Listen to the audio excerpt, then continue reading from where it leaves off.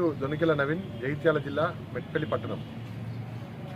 ఇప్పుడు ఎన్నికలలో MLC graduate అభ్యర్థిగా అంజిరెడ్డి గారు కరీంనగర్, మెదక్, నిజామాబాద్ ఎమ్మెల్సీ అభ్యర్థిగా పోటీ చేస్తూ ఉన్నారు. అంజిరెడ్డి గారు గత 13 సంవత్సరాల నుండి భారతీయ జనతా పార్టీలో క్రియాశీలకంగా పనిచేస్తూ ఉన్నారు. ఆయన ఈ ఒక రాజకీయ నాయకుడే కాదు, ఒక డాక్టర్ వృత్తిలో ఉంటూ ఆయన ఒక ట్రస్ట్ని ఏర్పాటు చేసుకోవడం జరిగింది. ఆ ట్రస్ట్ ద్వారా బడి పిల్లలకు, ప్రభుత్వ పాఠశాలలో చదువుతున్న పిల్లలకు కానీ, లేకపోతే కళాశాలలకు సంబంధించినటువంటి పిల్లలకు కానీ ఉచితంగా మినరల్ వాటర్ను దాదాపు ఒక 13 సంవత్సరాల నుంచి, అంటే దాదాపు 20 సంవత్సరాల నుంచి అతను సేవ చేస్తూ ఉన్నాడు. అంతేకాదు, ఎవరైతే పేద మధ్యతరగతి చెందినటువంటి విద్యార్థులు ఉంటారో వాళ్ళకు స్కాలర్షిప్లు రాకపోతే స్వయంగా తన సొంత డబ్బులతోని పిల్లల్ని ఉన్నత స్థానానికి చదువుకోవడానికి, ఉన్నత స్థానానికి వెళ్ళడానికి ఆయన ఆర్థిక సహాయం కూడా చేశారు.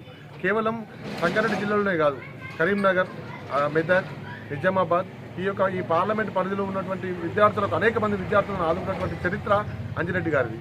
అంతేకాకుండా ఇవాళ ఆయన ట్రస్ట్ ద్వారా ప్రతి పాఠశాలలో కూడా బుక్స్ పంపిణీ కానీ, పెన్నుల పంపిణీ కానీ, బట్టల పంపిణీ కానీ, లేకపోతే అనేక మంది పేద విద్యార్థులు ఉంటారు కదా, వాళ్ళకు భోజన వసతి కూడా కల్పించినటువంటి ఘనత అంజిరెడ్డి గారిది. కాబట్టి పట్టభద్రులంతా కూడా ఇవాళ అంజిరెడ్డి వైపు చూస్తూ ఉన్నారు. ఎందుకనంటే ఒక మేధావి, అదేవిధంగా ఒక డాక్టర్ వృత్తిలో ఉన్నారు. అదేవిధంగా ఆయన చేసినటువంటి సేవలు, గత 20 సంవత్సరాల నుంచి చేస్తున్నటువంటి సేవలు ఏవైతే ఉన్నాయో అవి ప్రజలు, పట్టభద్రులు అందరూ కూడా గమనించారు. ఇవాళ కరీంనగర్లో చూసినా, నిజామాబాద్లో చూసినా, మెదక్లో చూసినా కూడా ఇవాళ పూర్తిగా పట్టభద్రులు అంజిరెడ్డి వైపు గారే ఉన్నారు. వారు ఖచ్చితంగా విజయం సాధిస్తారనేటువంటి ధీమా ఖచ్చితంగా ఉంది. ఇవాళ పట్టభద్రులుగా నేను కూడా చెప్తా ఉన్నా, ఖచ్చితంగా అంజిరెడ్డి గారికి నా ఓటు.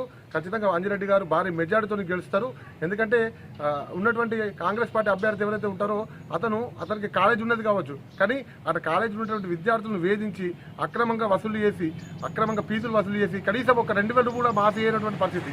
పేద విద్యార్థులు కూడా, పేద విద్యార్థులు ఒక రక్తదైనటువంటి పరిస్థితి.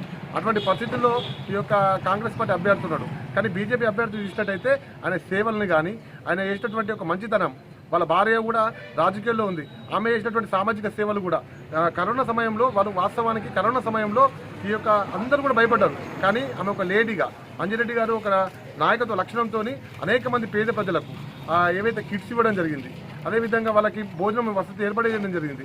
ఆ రకంగా ఎవరైతే వాళ్ళకి సెంటర్లు కూడా ఏర్పాటు చేయడం జరిగింది.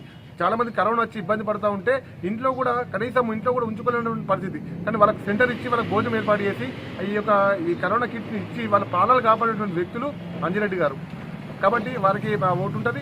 ఖచ్చితంగా భారీ మెజార్టీతో గెలుస్తారని చెప్పి ఈ సందర్భంగా తెలియజేస్తా ఉన్నాను.